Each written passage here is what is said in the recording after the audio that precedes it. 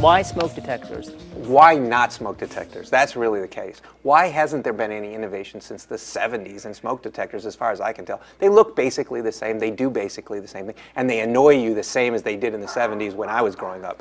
You know, they beep at night, they'll beep and go off when you're cooking or maybe when you're taking a shower. When you look at these things and a product that's mandated in every single state in the union, and you have to have 3 or 4 of these per home at least minimally.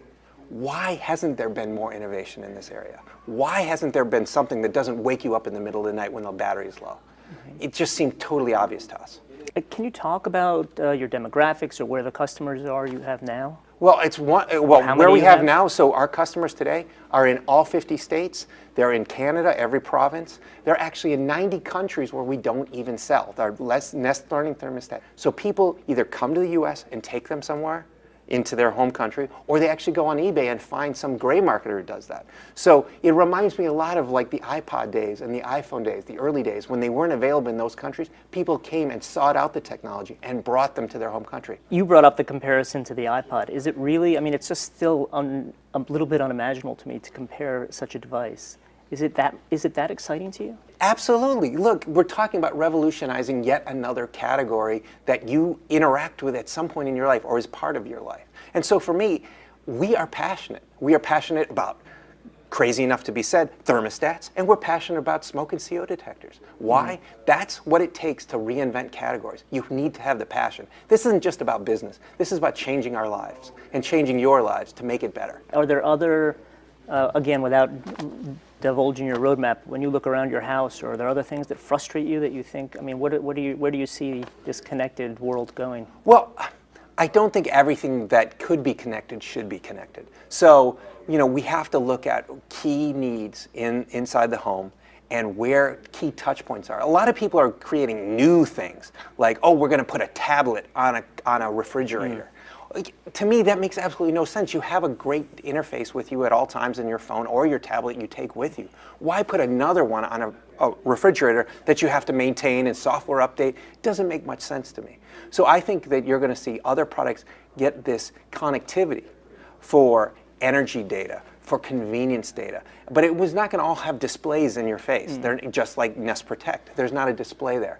It's about ambient information and bringing that information and combining it into an app like the Nest app. I think you're going to see many more products inside the home get embedded technologies, not necessarily in your face.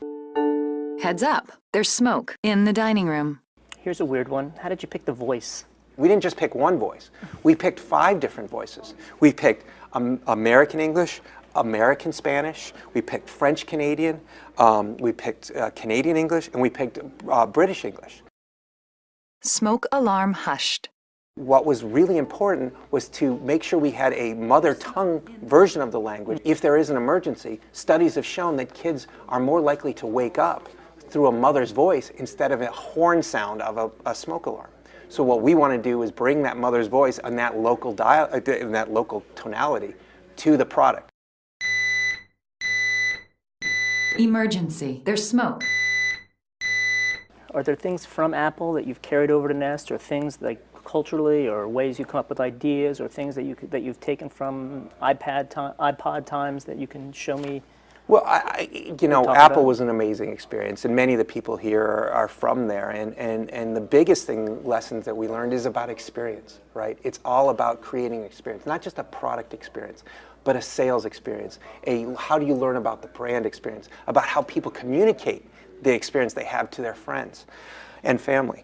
At Apple, how you sell it, how you package it, how you unbox it, all of those things were all key to the experience and what we believe we're doing here at Nest.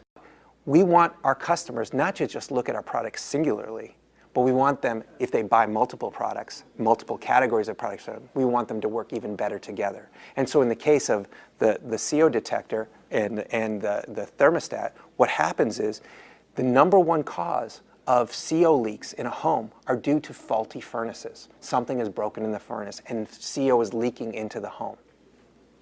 So what Nest Protect does is if it detects a CO leak, it tells a Nest thermostat in the same home to turn off. So hopefully we get the #1 leak, source of the leak, in the home shut off right away. So these are the kind of things that we can do better when they're all engineered and designed under one roof.